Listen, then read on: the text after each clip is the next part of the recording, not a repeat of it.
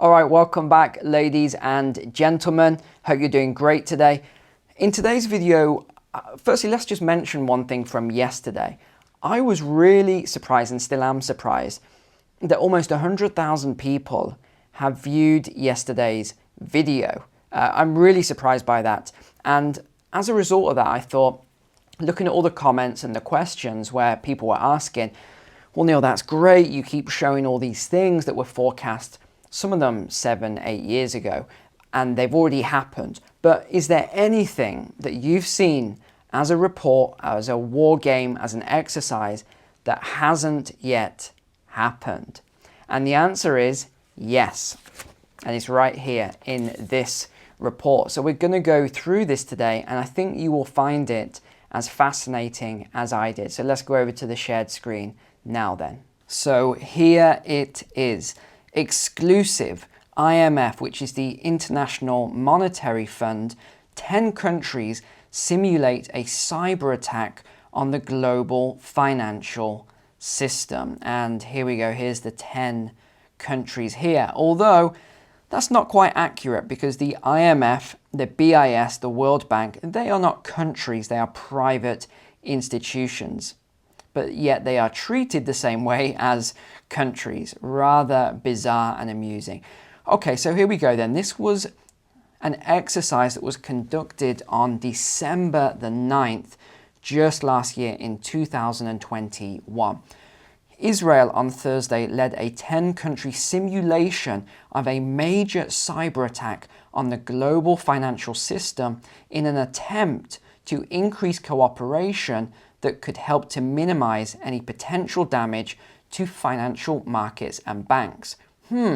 Okay.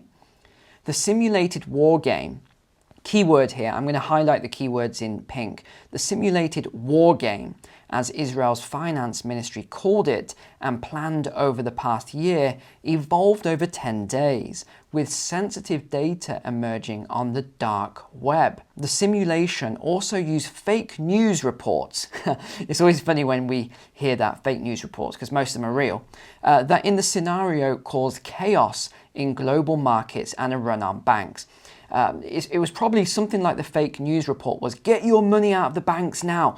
The banks are about to collapse. That was probably what the fake news report was. And then the banks probably collapsed the next day.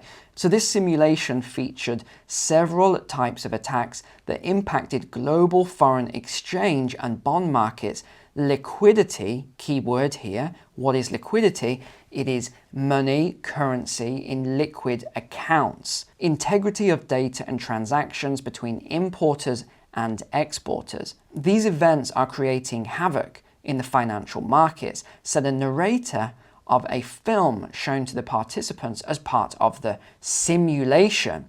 It's funny how these simulations always come true. Israeli government officials said that such threats are possible in the wake of the many high-profile cyber attacks on large companies, and that the only way to contain any danger is through, here it is, keyword, global cooperation, since current cybersecurity is not always strong enough. By the way, whenever you hear this word global cooperation, they are talking about a one world bank. Although it doesn't look that way, and they're not, outwardly saying that, but that is what they're talking about. Attackers are 10 steps ahead of the defenders. Participants in the initiative, called Collective Strength, included Treasury officials from Israel, the United States, United Kingdom, UAE, Australia, Switzerland, Germany, Italy, the Netherlands, and Thailand, as well as representatives from the International Monetary Fund, IMF, the World Bank, and the Bank of International Settlements, the BIS. I've talked about the BIS before. Crucial player, which often isn't really talked about enough, but they are the central bank of central banks. The narrator of the film in the simulation said governments were under pressure to clarify the impact of the attack, which was paralyzing the global financial system. The banks are appealing for, here it is, emergency liquidity assistance. We've seen that before. Where did the money come from? Which then led to bank runs by the public in a multitude of currencies to put a halt to the chaos as counterparties, here it is in pink again, withdrew their funds and limit access to liquidity, leaving the banks in disarray and ruin. Okay, look at this. They're telling you what would happen in this situation. And we saw this in the '08 crisis with a run on banks, people, again, I'm not talking banking level here, but people, the public withdrawing their funds, and then the banks limited access to those funds, aka liquidity. The participants discussed multilateral policies to respond to the crisis, including, here it is, we saw this in the Great Depression diaries that I did, a coordinated bank holiday. Whenever you see a coordinated bank holiday, it usually means you're too late to get your money out of the bank. We've seen this tactic used over and over again in pretty much every single one of the liquidity crisis cycles. This is where you just can't get your money out of the bank in time. Debt repayment, grace periods, swap or repo agreements, and coordinated delinking from major currencies. Wow. So the head of Israel's financial cyber engagement said international collaboration, again, here we go, this keyword, international collaboration, which then leads on to a one world central bank digital currency, probably by the IMF or the BIS, between finance, again, I've just added all that in there, between finance ministries and international organization is key for the resilience of the financial ecosystem. So you asked for it by popular demand. Are there any forecasts that have been made or exercises that just haven't played out yet? Well, I think that's a pretty good one right there, or maybe not good, a pretty bad one. Because what have we talked about a lot? You can watch back over some of the videos I made on why you don't want to keep all of your money in the bank. Because when they have these liquidity crises, this is when there's going to be a major issue and you're probably not going to have access to those funds, the money that you own. Although when you deposit money into a bank now, if you read the banking terms and conditions and law, you're no longer, treated the same way you used to be treated. You're now a creditor to the bank. I know that's hard to believe, but you should really read into all of this around modern day banking. It's not the way it used to be. And this is why I always talk about bail-in law, where a bank can actually confiscate your money and give you worthless bank stock in return. Something that everyone should read up on and be aware of. And this is why I often say don't keep all of your money in the bank, or if you're going to, spread it between different bank accounts. And sometimes people say, well, I'm in this bank and that bank and that bank. I'm spread out and diversified. Yeah, not really. It's the same banking group that owns all of those. So you think you're protected and covered? Not really. Your risk is pretty much the same as if you were just in one of those banks. And another question that I often get asked is, are we going to see this banking collapse? A lot of people are forecasting. And what would happen in that situation? Well, you would probably see a bail-in scenario, not a bail-out scenario. All the evidence points towards that. All of the new laws point towards that as well, especially because what we saw in 2008 was very detrimental, very negative, and the politicians know and the banking sector know that they just couldn't get away with that, doing it all over again with the bailouts for the banks. And the people didn't get bailed out, but the banks did get bailed out with taxpayer money. So the government knows they probably can't get away with that again, which is why bail-in law was passed. Now you might think, well, isn't that worse though for the people? Isn't that even worse? And the answer is yes, it is, because your money would be frozen, or even though it's not money, it's fiat currency, but it would be frozen in the bank for a long period of time. Now, how long?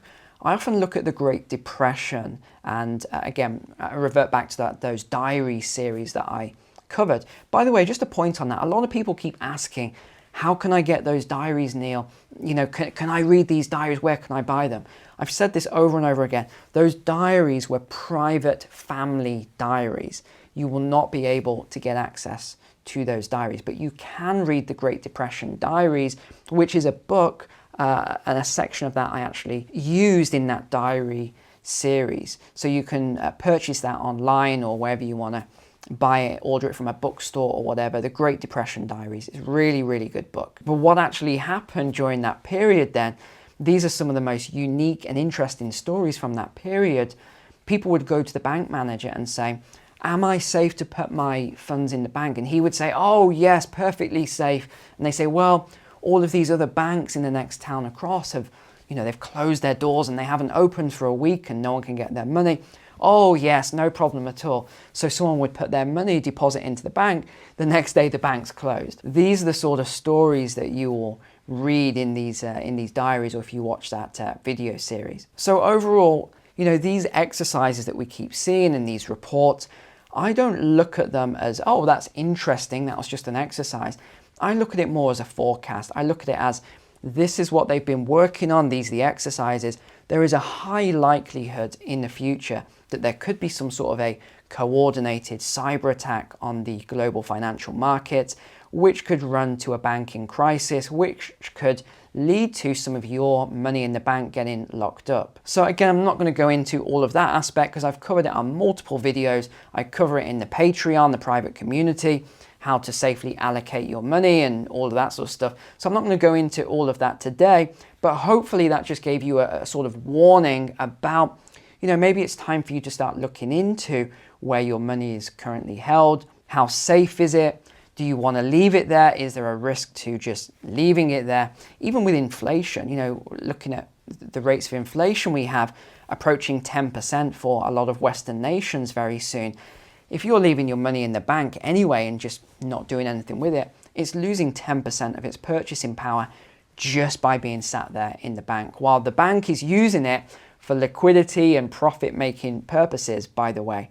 And the other thing I always say, remember, if your bank makes mortgages, does credit cards and loans and things like that, they're using liquidity to do it. So if there was a major crisis, a major financial collapse, and people couldn't pay their mortgages or loans or credit cards, you can pretty much, it's not a certainty, but it's highly, highly likely that your funds would get frozen while the bank was able to sort of take a period of time and get some funds from elsewhere and try and just figure out how to resolve the crisis. All right, hope that was useful today and helpful for you. Take care, God bless. I will see you tomorrow for the weekly Walk and Talk.